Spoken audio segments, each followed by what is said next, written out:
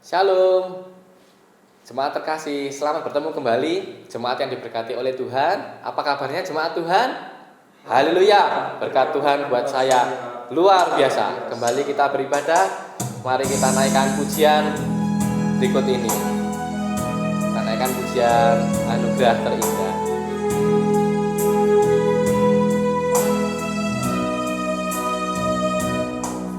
Kau tahu hatiku Tuhan,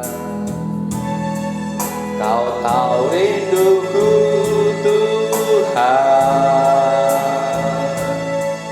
Kau tahu harapku, Kau tahu mimpiku, di tangan-Mu Tuhan.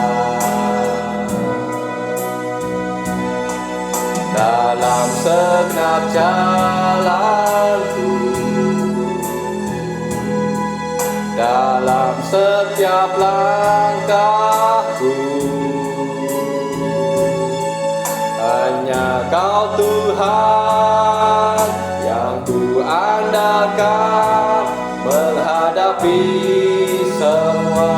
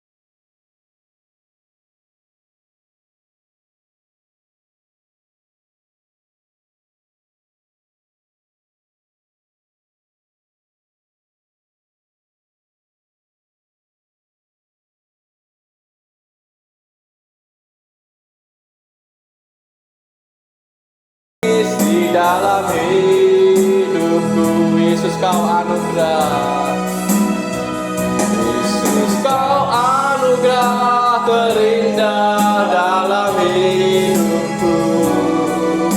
Kau sungguh berarti di setiap jalanku, dan anugerah-Mu selalu mempesonaku.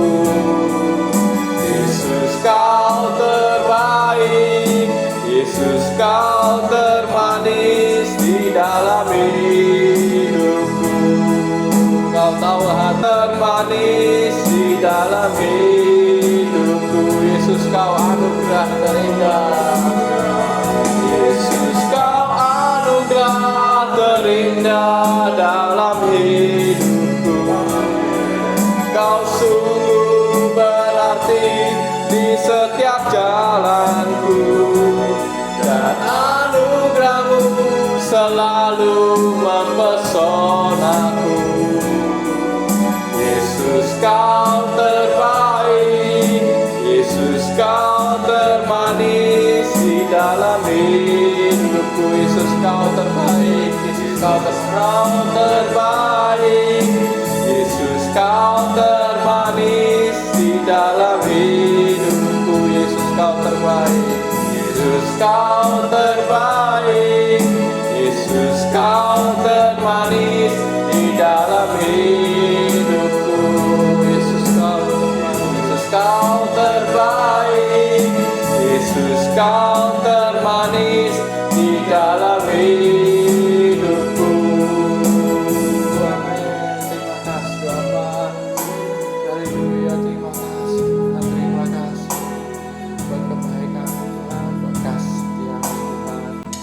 Terima kasih Bapak, terima kasih Tuhan buat kebaikan-Mu Tuhan, buat kasih setiamu Tuhan yang kami rasakan Tuhan di hari-hari yang lalu Tuhan, buat yang kami rasakan Tuhan, buat pada hari ini Tuhan, tidak terlepas dari kebaikan-Mu Tuhan, buat kasih setia-Mu Tuhan, buat kebaikan-Mu, rahmat-Mu, penyertaan-Mu Tuhan sepanjang hari ini Tuhan, juga di hari-hari yang lalu Tuhan, kami sungguh merasakan kebaikan-Mu Tuhan, pertolongan-Mu Tuhan, bukan karena kekuatan kami, bukan karena kuat dan gagah kami Tuhan, semua karena kebaikan-Mu, karena kasih setia-Mu Tuhan, juga penyertaan-Mu Tuhan dalam kehidupan kami Tuhan, juga Roh Kudus-Mu Tuhan yang selalu Tuhan mengingatkan kami Tuhan, apa yang kami kerjakan semua karena tuntunan-Mu Tuhan, juga karena Roh Kudus-Mu Bapa. Terima kasih Bapa, terima kasih Tuhan. Kami sebentar Tuhan, kami akan memulai ibadah kami ini Tuhan. Kiranya Kau juga bernaung Tuhan dalam setiap pujian kami Tuhan, bersemayam Tuhan dalam setiap pujian kami Tuhan. Kau campur tangan Tuhan dalam setiap ibadah kami Bapa, dalam setiap pujian dan penyembahan kami Bapa. Terima kasih Bapa, terima kasih Tuhan. Kami akan siapkan hati dan pikiran kami Tuhan, memelaskan doa sembahyang ini Tuhan, hanya dalam nama Tuhan Yesus Kristus. Haleluya Tuhan, amin.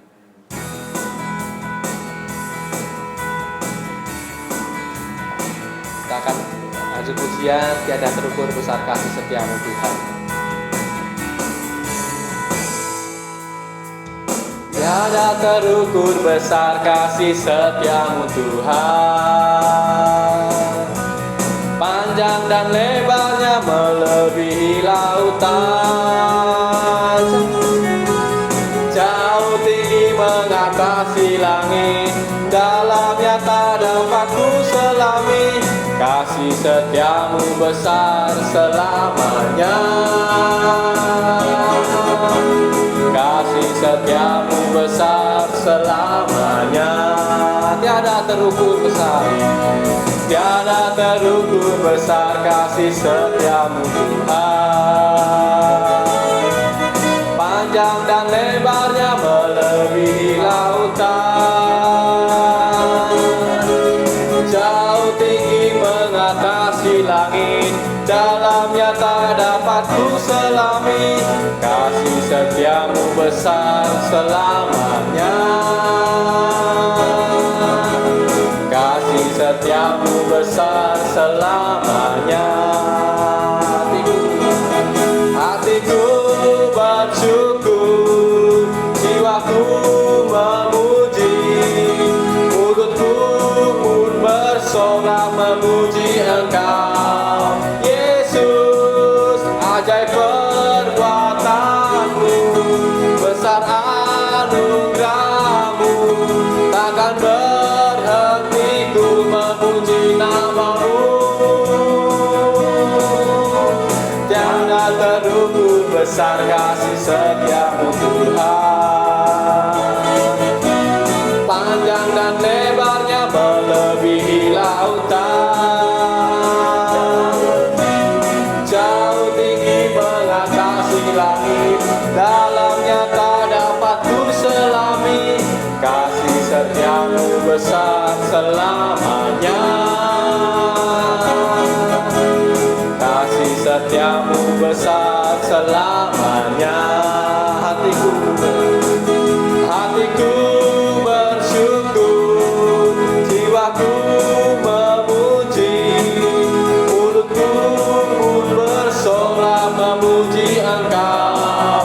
Yesus, ajaib perbuatan-Mu, besar anugerah-Mu, takkan berhenti ku memuji nama-Mu.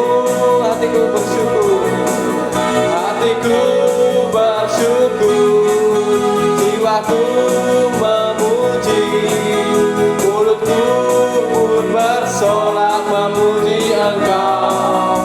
Yesus, ajaib perbuatan-Mu, besar anugerah-Mu, takkan berhenti ku memuji nama-Mu.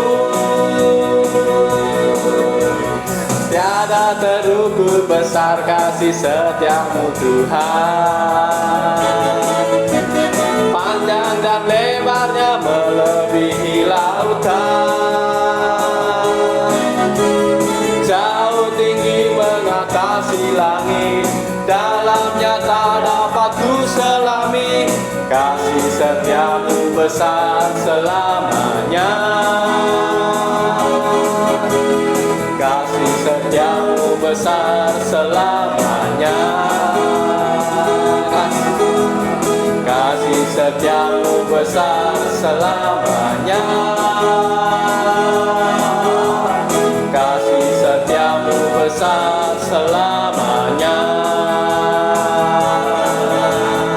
Puji nama Tuhan. Mari kita siapkan hati dan pikiran kita. Kita akan menerima firman Tuhan. Siapkan tanah hati yang paling terbaik buat diisi oleh kebenaran firman Tuhan. Sebelumnya kita akan angkat pujian Tuhan Pasti Sanggup.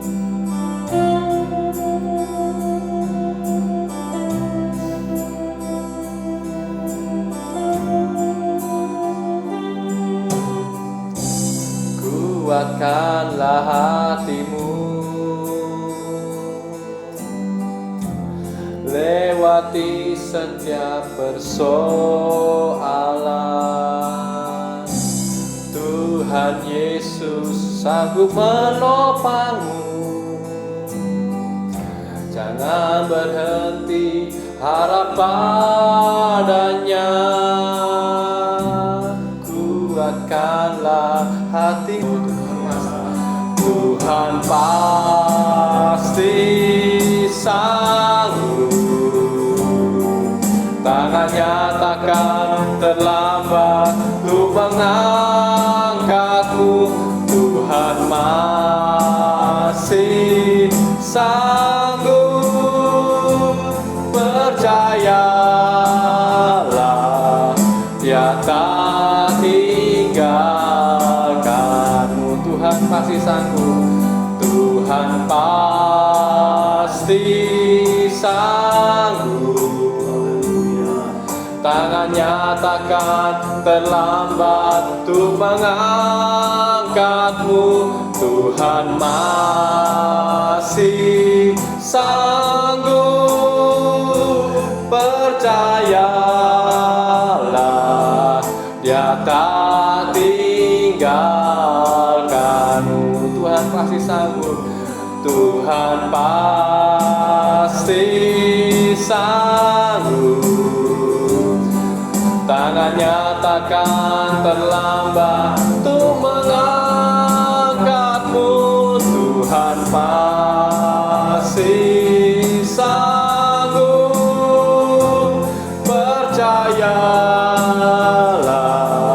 Dia tak tinggalkanmu. Percayalah, percayalah,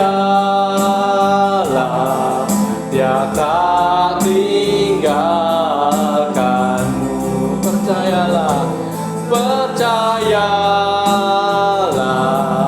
Dia tak tinggalkanmu. Terima kasih Bapa. Mari kita masuk dalam pujian dan penyembahan. Terima kasih Tuhan.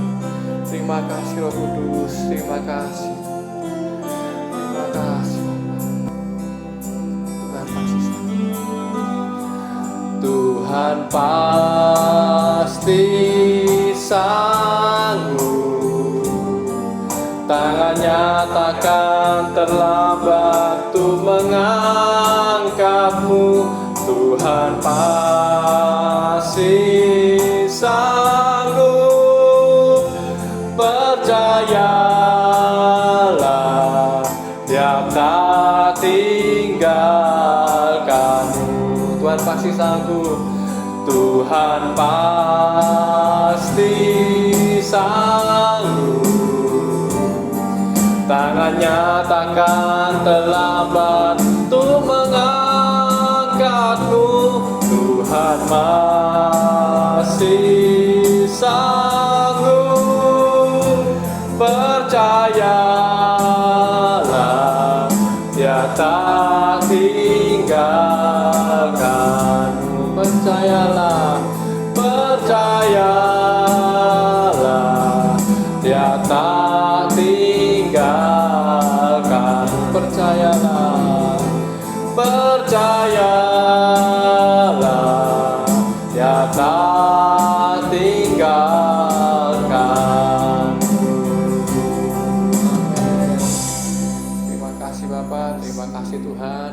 segala puji syukur kami naikkan Tuhan. Kami boleh diberi kesempatan Tuhan untuk mendengarkan firman-Mu Tuhan. Boleh diberi kesempatan lagi Tuhan untuk kami Tuhan boleh mengkoreksi hati dan pikiran kami Tuhan lewat firman-Mu Tuhan yang akan sebentar lagi disampaikan Bapa. Terima kasih Tuhan buat persekutuan yang indah Tuhan. Berkati Tuhan hamba-Mu Tuhan yang akan sebentar menyampaikan firman-Mu Tuhan. Biarlah setiap perkataan yang keluar dari mulut hamba-Mu ini Tuhan benar-benar apa yang Kau inginkan Tuhan dari hati-Mu Bapa. Terima kasih Bapa. Kami siap untuk mendengarkan firman-Mu Tuhan. Kami alaskan doa sembahyang ini yang dalam nama Tuhan Yesus Kristus. Haleluya Tuhan. Amin. Tuhan Yesus berkati. Shalom saudara sekalian, jemaat yang diberkati oleh Tuhan. Saya berterima kasih, saya bersyukur karena Allah masih memberikan kita nafas hidup, kesempatan untuk boleh beribadah bersama. Saudara sudah memuji menyembah Tuhan, percayalah bahwa hati Tuhan disenangkan di dalamnya. Amin. Amin. Pada beberapa minggu yang lalu kita sudah belajar mengenai kuasa di dalam penyembahan pada bagian yang pertama. Dan pada malam hari ini kembali kita akan belajar firman Allah bersama-sama dengan tema yang sama, kuasa di dalam penyembahan pada bagian yang kedua. Saudara yang diberkati oleh Tuhan, mari bersama dengan saya membaca dalam Lukas 4 ayat 8. Kita sudah membaca beberapa waktu yang lalu. Yesus berkata, ada tertulis engkau harus menyembah Tuhan Allahmu dan hanya kepada Dia sajalah engkau berbakti. Saya kutip dalam terjemahan lama, dikatakan bahwa adalah tersurat bahwa wajiblah engkau sujud menyembah Allah Tuhanmu dan beribadat hanya kepadanya saja. Saudara sekalian jemaat yang diberkati oleh Tuhan, penyembahan adalah sesuatu yang dilakukan oleh manusia kepada kekuatan yang lebih tinggi di luar dirinya. Penyembahan adalah salah satu bentuk bakti yang diberikan oleh manusia kepada Tuhan Sang Pencipta, dari mana manusia itu berasal dan diciptakan. Saudara sekalian, mari kita melihat kembali bahwa hal poin yang pertama, bahwa ketika kita bicara mengenai penyembahan, maka yang pertama ide penyembahan itu datang dari Tuhan. Saudara masih ingat Ulangan 6 ayat 13? Engkau harus takut akan Tuhan Allahmu, kepada Dia haruslah engkau beribadah. Esensi dari penyembahan adalah perjumpaan antara Allah dan manusia. Antara roh Allah dengan roh manusia. Karena itu penyembahan tidak dibatasi oleh waktu, tidak dibatasi oleh tempat. Ide penyembahan datang dari Tuhan, artinya Tuhan sedang mencari penyembah-penyembah. Sorga begitu peka kepada suara penyembahan yang dinaikkan dari muka bumi. Kalau dari rumah saudara ada keluar suara penyembahan kepada Allah, percayalah saudara, Tuhan mendengar, Tuhan hadir di situ. Tuhan menanti-nantikan penyembahan kita. Sebab penyembahan itu adalah kesempatan yang Allah beri untuk kita berjumpa dengan Allah. Saudaraku, dalam Keluaran 20 ayat 24, ayat yang sudah kita baca pada beberapa minggu yang lalu, kau buatlah bagiku mezbah dari tanah dan persembahkanlah di atasnya korban bakaranmu dan korban keselamatanmu, kambing dombamu dan lembu sapimu. Pada setiap tempat yang kutentukan menjadi tempat peringatan bagi namaku, aku akan datang kepadamu dan memberkati engkau. Saudara sekalian, ide penyembahan datang dari Tuhan. Dia beri kita kesempatan untuk berjumpa dengan Dia. Dan disitulah Allah mau memberkati kita dengan segala kebaikan, kelimpahan yang datang dari Dia. Amin. Amin. Yang kedua yang sudah kita pelajari, ada dua unsur utama di dalam penyembahan saudaraku. Mari kita baca Yohanes 4 ayat 24, kembali kita membaca mengingat ayat ini. Allah itu roh dan barang siapa menyembah Dia harus menyembahnya dalam roh dan kebenaran. Yang pertama, kita harus menyembah Tuhan di dalam roh. Artinya apa? Penyembahan yang keluar dari hati seseorang, bukan hanya sekedar ucapan-ucapan dari bibir mulut kita. yang memuji Tuhan, menyanyikan lagu-lagu rohani, membaca, mengutip ayat-ayat firman Allah di dalam Alkitab. Tapi lebih dari itu saudara, bukan hanya dari mulut saja tubuh menyembah, mulut mengucapkan kalimat-kalimat rohani, tetapi lebih dari itu, penyembahan adalah sesuatu yang kita kerjakan bagi Tuhan yang keluar dari hati kita. Bukan sekedar ritual atau tradisi kegiatan-kegiatan agamawi, tapi dari hati yang mencintai Tuhan, yang keluar dari hati yang telah lahir baru, yang telah datang menerima Yesus sebagai Tuhan dan Juru Selamat, serta mengasihi Yesus dengan kasih yang tulus dan sungguh. Bapak Ibu, dan mari kita melihat unsur yang kedua di dalam penyembahan. Apakah itu? Kalau yang pertama, sembahlah Tuhan dalam roh. Artinya menyembah dengan hati yang sangat mencintai Yesus. Yang rindu, yang haus, yang lapar akan kehadiran Tuhan. Dan yang kedua, sembahlah Dia di dalam kebenaran. Bapak Ibu, saat kita hidup suci, maka penyembahan kita menjadi penyembahan yang efektif. Saat seorang anak Tuhan hidup dalam kebenaran dan dia menyembah Tuhan, maka penyembahannya itu sangat efektif. Tuhan pasti segera hadir tanpa berlama-lama. Kita membaca dalam Mazmur 51 ayat 8. Sesungguhnya engkau berkenan akan kebenaran dalam batin. Siapa tahu hati manusia? Saudara gak bisa tahu isi hati saya, bukan? Saya gak bisa tahu isi hati istri saya. Saya gak bisa tahu isi hati anak-anak saya. Tapi Allah melihat hati manusia. Dan saudara sekalian, Tuhan berkenan akan kebenaran di dalam batin, di dalam hati. Jadi mari kita menyembah Allah di dalam roh dengan hati, dan kita menyembah Allah dengan hati yang ada dalam kebenaran. Pernahkah saudara? Pernahkah Anda merasa kering dan tidak merasakan hadirat Allah, pekerjaan Roh Kudus saat saudara sedang menyembah? Bapak Ibu jemaat yang dikasihi oleh Tuhan, instrumen dalam penyembahan adalah hati yang suci. Alat musik yang bagus, ada drum, ada keyboard, ada piano, ada saksofon, dan berbagai macam alat musik katakanlah lengkap, itu bagus.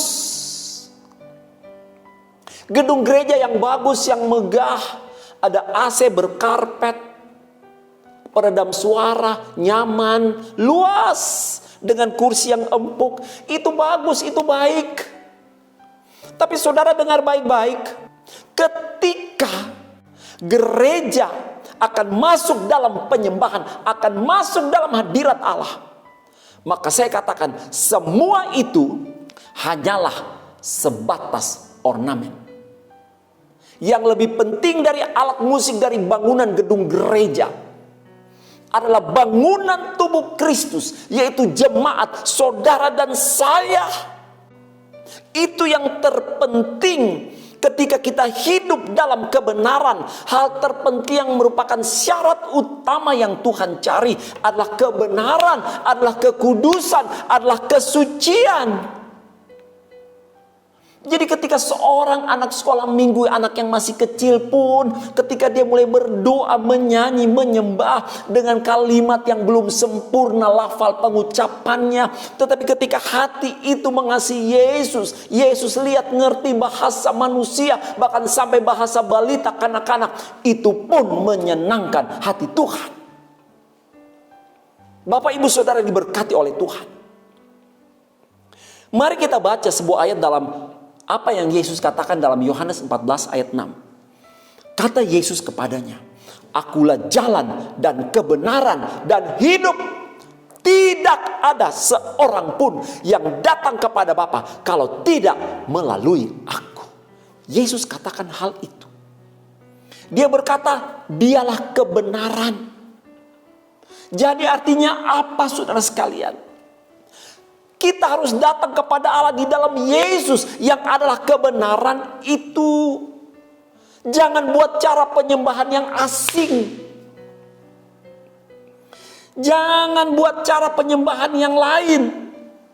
Tapi mari kita menyembah Allah di dalam kebenaran, yaitu di dalam Yesus.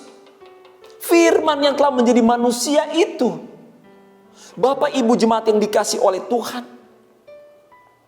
Saya mengajak kita sedang membahas bagaimana ada kuasa di dalam penyembahan. Dan kita sedang melihat poin yang kedua, yaitu menyembahlah Tuhan dalam kebenaran. Saya mengajak kita untuk membaca demonstrasi penyembahan di dalam 1 Raja-Raja 18 ayat 22, kita loncat ayat 25 dan selanjutnya. 1 Raja-Raja 18 ayat 22. Lalu Elia berkata kepada rakyat itu, hanya aku seorang diri yang tinggal sebagai nabi Tuhan. Padahal nabi-nabi Baal itu ada 450 orang banyaknya. Kemudian Elia berkata kepada nabi-nabi Baal itu, pilihlah seekor lembu dan olahlah itu dahulu karena kamu ini banyak. Sesudah itu panggillah nama Allahmu, tetapi kamu tidak boleh menaruh api.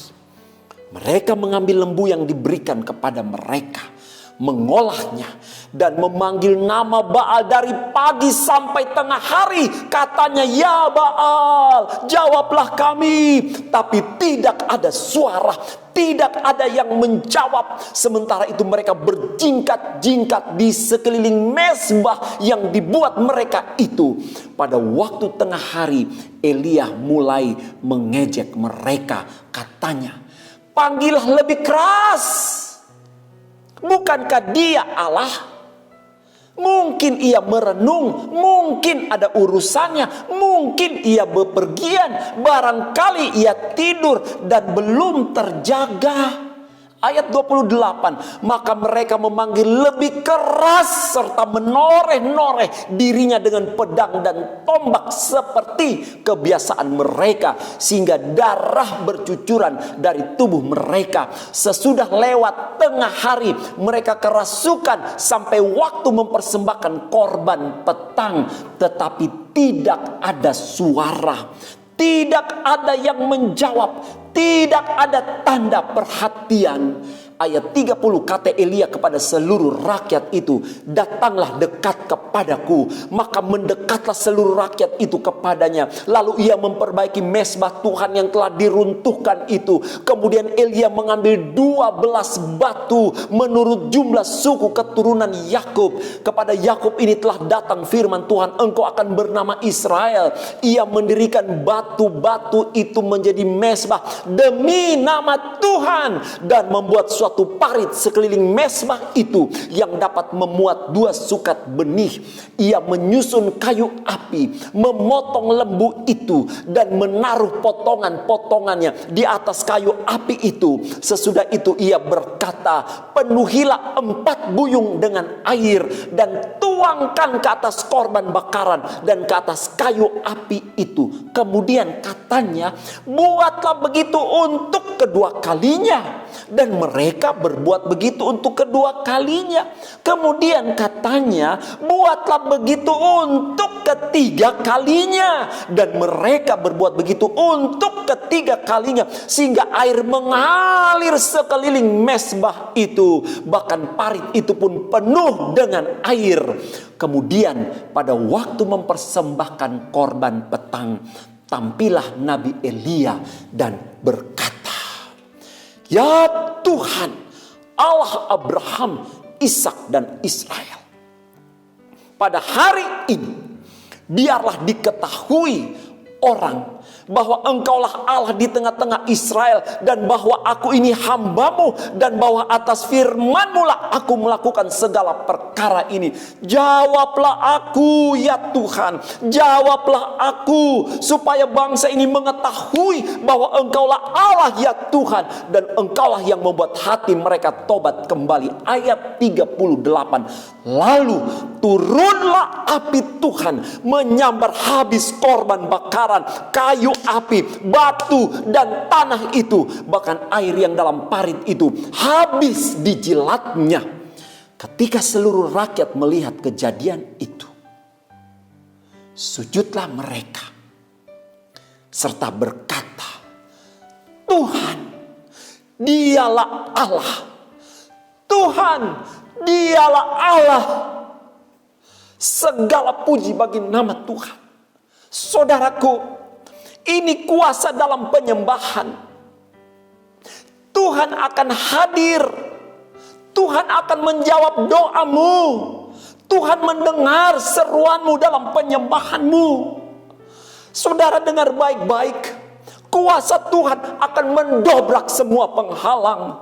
Kuasa Allah akan menyelesaikan semua masalah hidupmu. Kuasa Tuhan mampu, kuasa Tuhan cukup bagimu untuk menyatakan mujizat keajaiban. Ada kuasa dalam penyembahan ketika engkau menyembah dalam kebenaran kehadapan Allah. Saudara sekalian, surga merespon doa Elia. Amin. Siapa Elia? Elia hamba Allah yang hidup dalam kekudusan.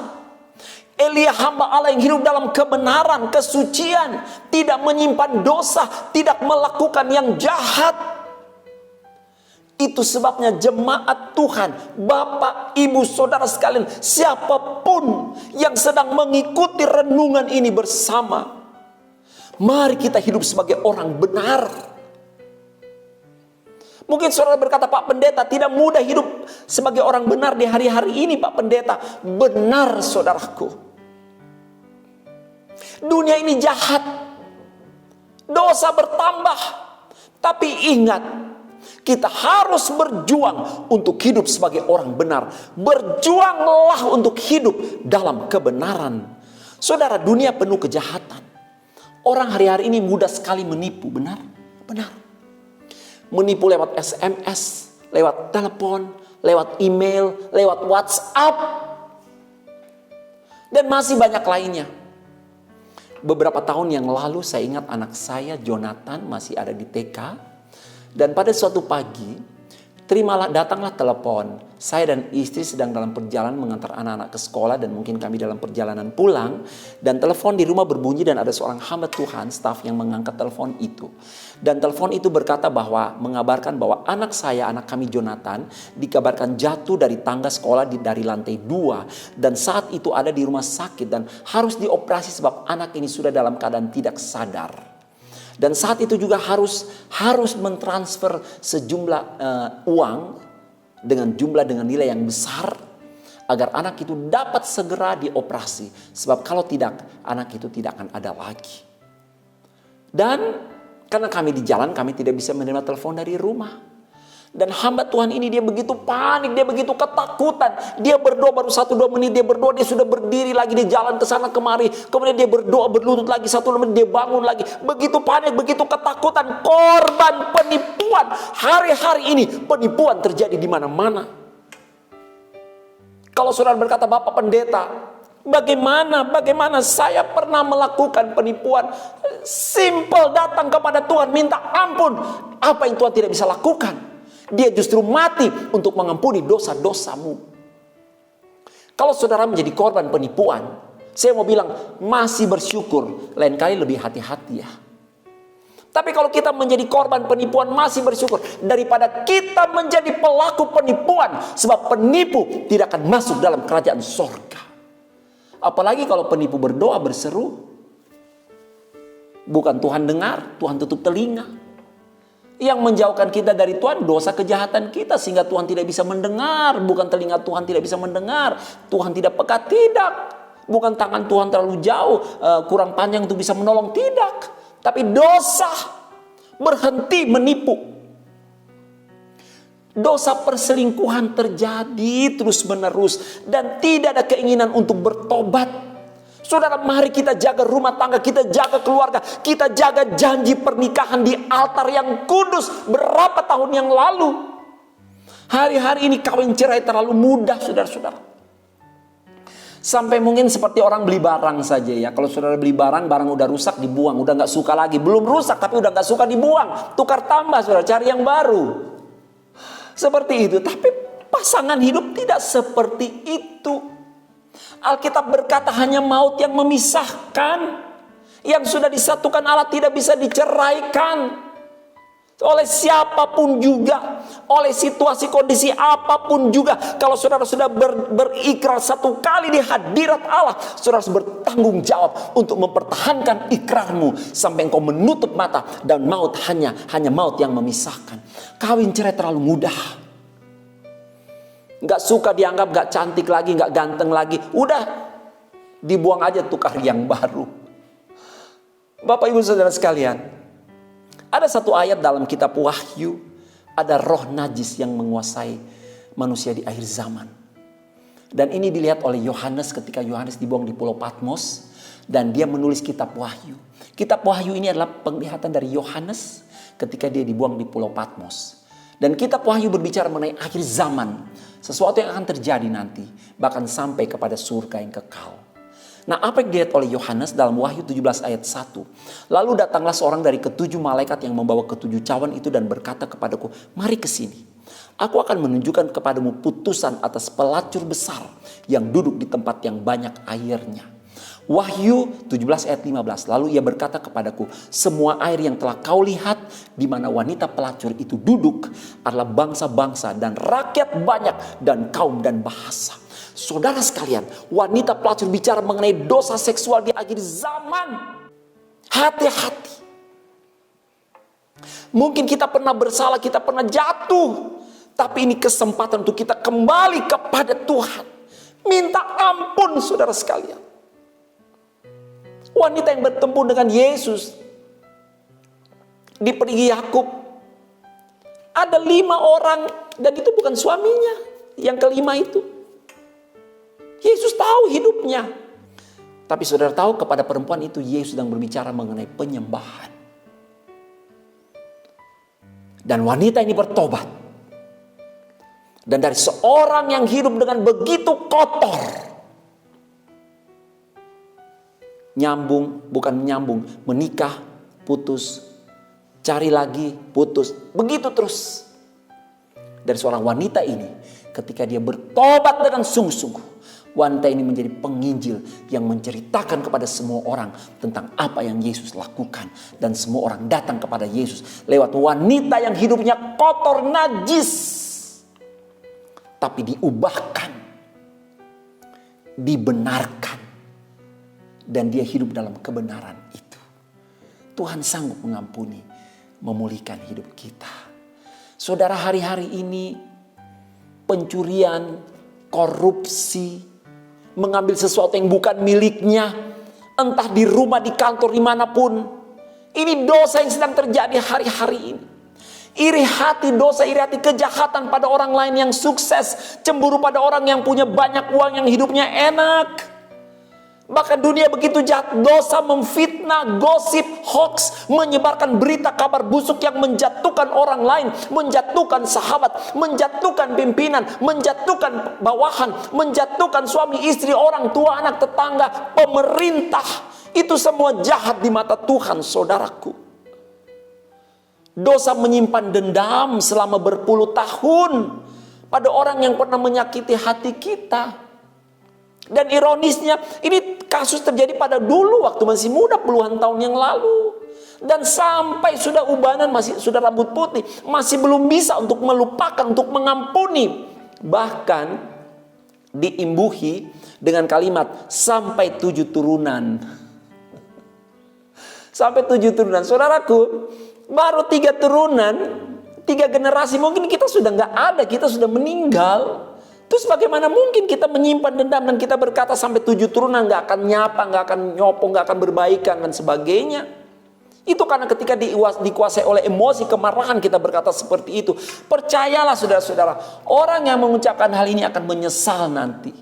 Tapi terlambat untuk mengadakan pemberesan. Saudara, agar doa kita tidak terhalang, mari kita datang kepada Tuhan.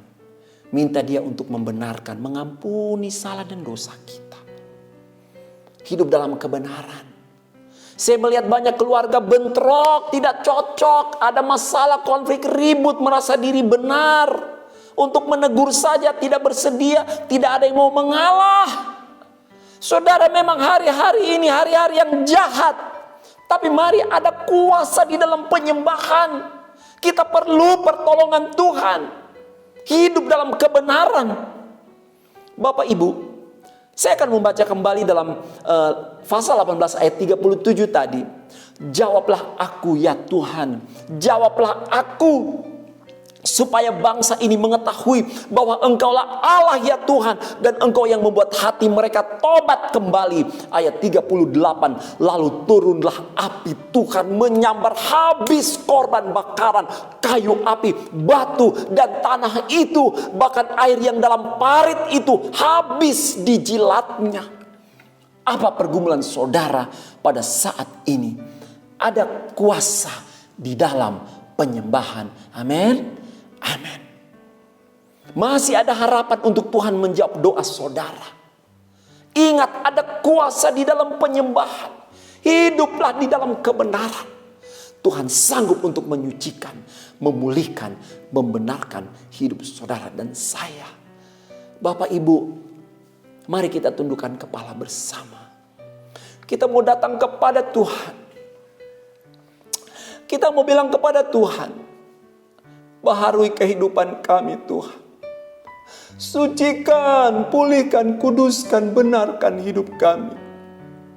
Bapa, malam hari ini ada orang-orang yang sedang menundukkan diri di hadirat-Mu, yang sedang menundukkan kepala dan mengangkat hati mereka kepada Engkau di dalam penyembahan.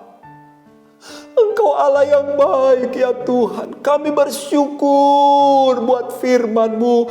Kami berterima kasih buat firman-Mu ya Tuhan. Terima kasih Tuhan Yesus yang baik. Terima kasih buat firman-Mu. Engkau datang untuk membereskan, memulihkan hidup kami.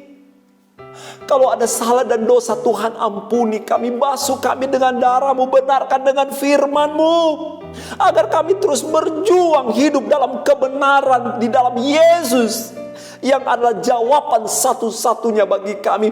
Tidak ada cara yang lain. Kami hanya mau datang kepada Tuhan di dalam Yesus yang adalah jalan dan kebenaran dan hidup itu. Hamba berdoa seberapa yang sudah mengikuti ibadah ini, bahkan yang sedang berdoa, Tuhan berkati mereka. Tuhan lepaskan kuasa pengurapan minyak baru dalam hidup mereka. Hidup mereka dipulihkan, mereka ditolong, mereka diampuni, mereka dipulihkan di dalam nama Yesus. Ada pertolongan, ada pemulihan yang dinyatakan dalam hidup mereka. Segala dosa kesalahan sudah diampuni oleh Tuhan, dan kami membawa hidup kami menjadi bejana yang baru di dalam tangan Tuhan. Pakai setiap kami untuk menyatakan kemuliaan-Mu, khususnya menjadi penyembah-penyembah di akhir zaman. Berdoa bagi keluarga kami, berdoa bagi pekerjaan Tuhan, berdoa bagi bangsa kami, berdoa bagi dunia ini. Karena ketika kami menyembah seperti Elia yang menyembah-Mu, maka kuasa Allah turun menjawab doa kami. Ada mujizat kebesaran Allah yang dinyatakan, dan pertobatan, penuaian jiwa-jiwa terjadi di hari-hari terakhir. Terima kasih. Tanamkan kebenaran firman-Mu Bapa. Malam hari ini ada pemulihan, malam hari ini ada kemenangan, malam hari ini ada sukacita, malam hari ini ada terobosan baru. Hidup yang dipulihkan menjadi alat penyembah-penyembah yang sejati, yang berdoa dan menghadirkan Allah di tengah-tengah gereja, di tengah-tengah umat ketebusan-Mu, bahkan di tengah-tengah dunia ini. Terima kasih. Hamba berdoa, berkati pekerjaan dari umat-Mu di dalam nama Yesus, berkati pendidikan umat-Mu dalam nama Yesus, bahkan berkati kesehatan umat-Mu dalam nama Yesus. Yang sakit disembuhkan, bilur-bilur Yesus membuat kami sembuh, kuat dan sehat. Bagi orang-orang yang percaya, mengimani firman, bahkan hidup taat dalam melakukan firman, selalu ada kuasa Allah yang menyertai hidup mereka. Terima kasih. Cukupkan pelihara mereka dengan semua yang baik yang datang dari Tuhan. Berkati negara kami, berkati provinsi kota di mana kami tinggal. Berkati Bapak Presiden Joko Widodo, para menteri, para medis yang bekerja, diberkati. Sembuhkan negara kami dari wabah virus pandemi, virus corona di dalam nama Yesus. pertolongan Allah bagi gereja, bagi gembala hamba-Mu, bagi seluruh pelayan aktivis jemaat dari yang terkecil sampai yang tertua. Berkat kasih karunia Allah berlimpah dalam kehidupan mereka. Terima kasih. Kami akan mengakhiri ibadah kami yang membawa persembahan persepuluhan, yang mengembalikan milik Allah, yang memberi korban. Tuhan memberkati berlipat kali ganda dalam nama Yesus. Engkau sumber yang baik, curahkan yang terbaik dalam hidup mereka, terutama berkat-berkat rohani berlimpah dalam hidup mereka. Karena firman Allah berkata, kalau kami mengutamakan kerajaan dan segala kebenarannya, semua Tuhan tambahkan kepada kami. Terima kasih, terima kasih. Kekasih Tuhan, terimalah berkat dari Allah Bapa, kasih sayang dari anaknya Yesus, persekutuan penyertaan dalam kuat kuasa Roh Kudus. Dalam berkat nama Tuhan Yesus Kristus kami berdoa dan bersyukur. Haleluya. Kita katakan amin. Tuhan memberkati. Shalom.